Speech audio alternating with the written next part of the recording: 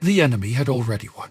At least, that was what it looked like from the German bunkers overlooking Omaha Beach on the morning of June 6, 1944. The sand below was covered with smoke, burning vehicles, shattered equipment, and bodies. The first American waves had been torn apart before they could even leave the water. Machine guns had turned the shoreline into a killing zone. German defenders had watched boats explode, soldiers disappear beneath the surf, and entire units collapse under impossible fire. From inside the concrete fortress of the Atlantic Wall, it looked like the invasion had failed. But then something happened that the German defenders could not understand. The Americans kept coming, not because the plan was working. The plan was already gone, not because victory seemed possible. For many of them, survival itself seemed impossible. They kept moving because the only alternative was to remain on that beach and die. And above them, watching through a steel observation scope, a German artillery officer named Werner Pluskat was beginning to realize something terrifying. Omaha Beach was not being attacked by an army. It was being attacked by an entire 3 o'clock in the morning, June 6, 1944. High above the coastline of Normandy, Major Werner Pluskat pressed his eye against the cold metal of his observation scope. Outside the bunker, the Atlantic was almost completely silent. Only the waves, only the wind, only the darkness. For years, German soldiers had waited behind this wall of concrete and steel, expecting the day when the Allies would finally come. The Atlantic Wall had been designed to stop exactly this moment. Thousands of bunkers, miles of barbed wire, massive coastal guns, minefields buried beneath the sand. Germany had spent years preparing for an invasion that everyone knew was coming. The only question was where. And now Pluskat was responsible for one of the most important sections of the entire coast. His unit, part of the German 352nd Infantry Division, defended the area around Omaha Beach. His artillery battery was positioned to fire directly onto the shoreline. His orders were simple. If the Allies landed here, they could not leave, because everyone in the German command understood what Omaha meant. This beach was not just another battlefield. It was a doorway. If American forces broke through Omaha, they could push toward the interior of France. If France fell, Germany's western defenses would begin to collapse. The fate of an entire war could pass through a few miles of sand, and Pluskat's job was to keep that door closed. But at 3 in the morning, there was nothing. No ships, no invasion, no enemy, just darkness. At 1 o'clock, the telephone rang. His commander wanted a routine situation report. Pluskat looked through the scope again. Nothing. Only black water stretching toward the horizon. Only fog moving slowly above the waves. Only the quiet sound of the tide. He picked up the phone. The sea was calm. The beach was quiet. For the moment, there was nothing to report. He placed the receiver down. What he did not know was that beyond the darkness he could see, the largest invasion force in modern history was already moving toward him. Hundreds of thousands of men, thousands of ships, thousands of aircraft, all heading toward the same coastline. And the first sign that something was wrong did not come from the sea. It came from the sky. Around 2 in the morning, Pluskat heard a sound. At first, it was almost impossible to identify. A low vibration. Not wind, not waves. Something deeper, something mechanical. The sound grew stronger, then louder, then overwhelming. Aircraft engines, hundreds of them. The night sky above Normandy suddenly came alive. German searchlights cut through the clouds. Anti-mine aircraft guns opened fire. The darkness exploded with flashes of orange-and white. And then Pluskat saw them. Parachutes. White shapes drifting down through the night. One, then dozens, then hundreds. American and British airborne troops were dropping behind German positions. Not on the beach. Behind it. They were landing near roads, bridges, and communication lines. They were attacking the very systems that protected the coastline. The invasion had not even reached Omaha Beach yet. And already, the German defenders were surrounded by confusion. Inside the bunkers, alarms screamed. Telephone lines became flooded with reports. Paratroopers near key roads. Bridges under attack. Communications failing. Officers shouted conflicting orders. Men ran through smoke carrying messages because radios could no longer be trusted. The entire German defense network was beginning to crack. The artillery crews looked toward Plus Cat. Where should they fire? At the airborne troops? At the roads? At the bridges? For a moment, the choice seemed obvious. The real danger was behind them. But the orders from higher command remained unchanged. The main invasion would come from the sea. The beach was the priority. The guns stayed pointed toward Omaha, and the hours passed slowly, waiting, watching, wondering. Then, as dawn approached, the darkness began to disappear. At around 5:30, a pale gray light spread across the English Channel. Tusket returned to his scope. He slowly moved his view across the horizon, left, then right, and suddenly he stopped. His hand froze. His breathing changed, because the ocean was no longer empty. The sea was covered. At first, his mind refused to accept what he was seeing. There were ships everywhere, not a few, not dozens, not even hundreds. The entire horizon was filled with steel, battleships, cruisers, destroyers, transport ships, landing craft, a massive armada stretching further than his eyes could follow. Thousands of vessels moving toward Normandy, toward Omaha Beach, toward his guns. For a man who had spent years preparing for an invasion, this was the moment when preparation collided with reality. He reached for the telephone. His voice carried something unusual. Not fear exactly. Something closer to disbelief. There were ships everywhere. The whole sea was covered. He could not see the horizon anymore. Only ships. For several seconds, the bunker became silent. The men around him understood what those words meant. They had expected an attack, but they had expected a battle. What they were witnessing was something much larger. The full weight of Allied industrial power moving across the ocean. Then the horizon exploded. The Allied naval bombardment began. For a brief moment, there was only light. Then came the sound. A deep, violent roar that seemed to tear the sky apart. Massive naval shells crossed the channel and slammed into the German positions above Omaha Beach. The bunker shook. Dust fell from the ceiling. Concrete cracked. The walls that had been built to survive war itself suddenly felt fragile. Outside, German positions disappeared inside clouds of fire, dirt, and smoke. Tusket ordered his guns to return fire. The 155 mm artillery pieces fired back. One shell, then another, but the difference was impossible to ignore. For every German shell fired toward the sea, the Allied fleet answered with overwhelming force. The Germans had guns. The Allies had an entire ocean filled with them.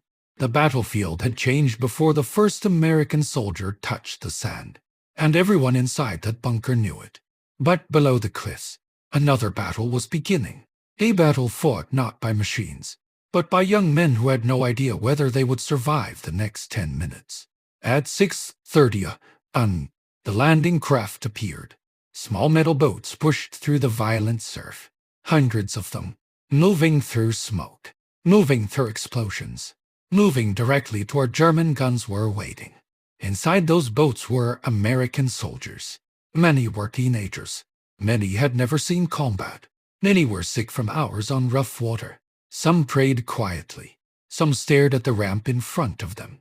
Some tried not to think, because everyone understood the same terrible truth.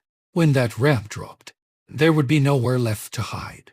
Only the beach, only the enemy, only the next few seconds. And those seconds were coming fast. The landing ramps dropped, and Omaha Beach became chaos. The first Americans stepped into the water carrying nearly 60 pounds of equipment. Some immediately disappeared beneath the waves. The weight of their gear pulled them down before they could even reach the shore. Others moved forward, only a few steps before German machine guns found them. From the cliffs above, the defenders watched the scene unfold. The German MG-42 machine guns opened fire. Their distinctive sound ripped across the beach. A violent, continuous roar. Tracer rounds cut through the smoke. Men fell in the surf. Boats burned. The carefully planned invasion became something no commander could fully control. The Americans were supposed to land, organize, and advance according to a precise plan. But within minutes, the plan was destroyed. The beach was too exposed. The German defenses were too strong. The bombardment had not eliminated the enemy positions as expected, and the soldiers standing in the water had a terrible choice: move forward into the fire, or stay where they were and die. For many, the decision was made without orders. A soldier crawling through the surf did not know the larger strategy. He did not know the movements of armies. He only knew that the man beside him was wounded.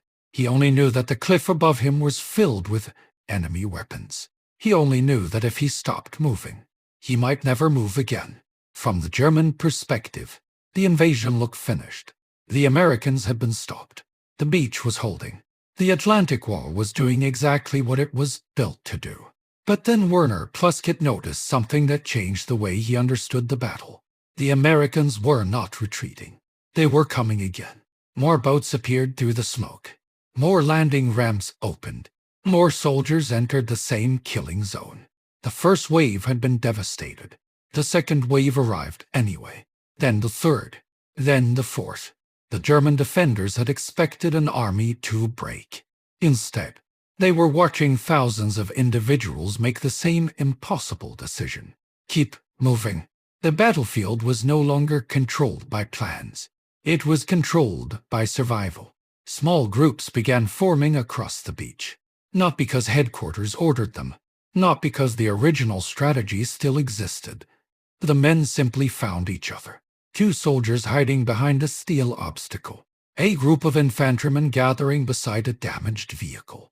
A wounded sergeant pulling strangers together and pointing toward a possible route through the defenses.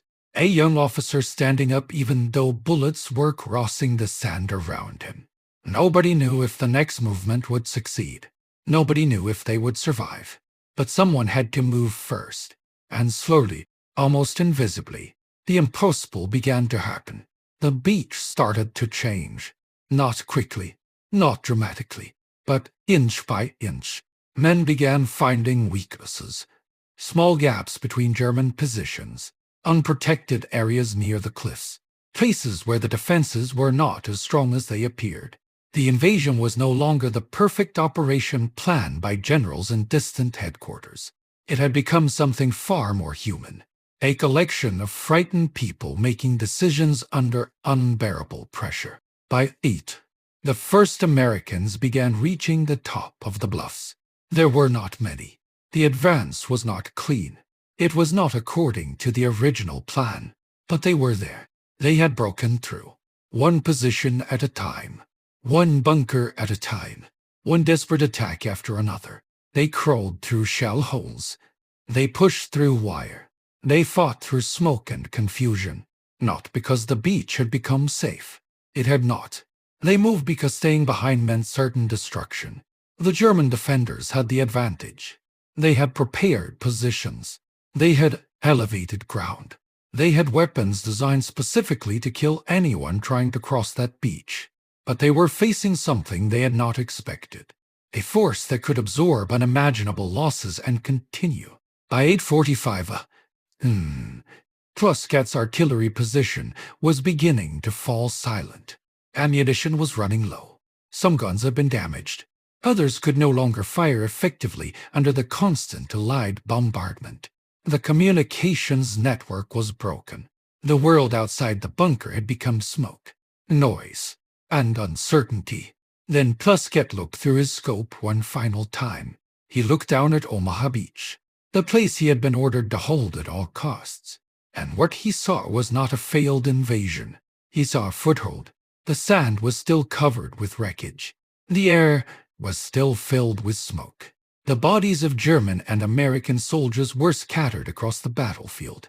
But the Americans were moving inland. Vehicles were arriving. Supplies were coming ashore. The beach that Germany had spent years preparing to defend had become the exact thing the defenders were trying to prevent. A doorway. The Atlantic Wall had not been defeated by one weapon, not by one soldier, not by one dramatic moment. It had been defeated by thousands of decisions made under impossible conditions. A soldier choosing to stand, a wounded man choosing to crawl, a frightened young man choosing to move forward when every instinct told him to stay down. The German defenders had built a wall. The Americans had brought a force large enough to break through it. Werner Klusk had survived the war. In the years afterward, his account of that morning became one of the most remembered German perspectives of D-Day. The image stayed with him. That moment when he looked through the scope and saw the entire ocean filled with ships. He had expected an invasion. He had expected a battle. But he had not expected to see the full power of an entire alliance moving toward one narrow stretch of coastline. For the men inside the bunker, June 6, 1944, was the moment they realized Germany was not simply being attacked. It was being overwhelmed. But for the Americans on the beach, the story looked completely different. They did not see thousands of ships. They saw the inside of a landing craft. They saw the man standing beside them. They saw the machine guns above the cliffs. They saw the water filled with smoke.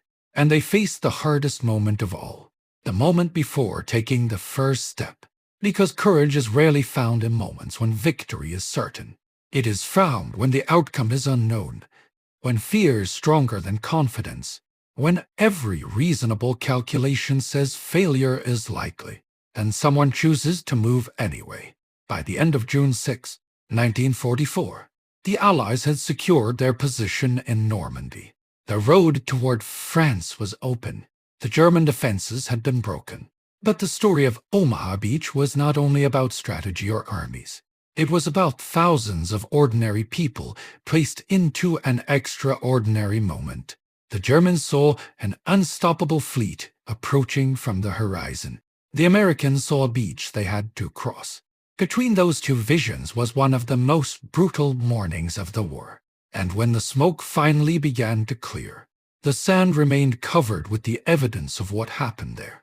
Broken equipment, abandoned weapons, footprints disappearing into the tide, and the quiet reminder that history is often changed not by those who know they will become heroes, but by those who move forward before they know whether they will survive.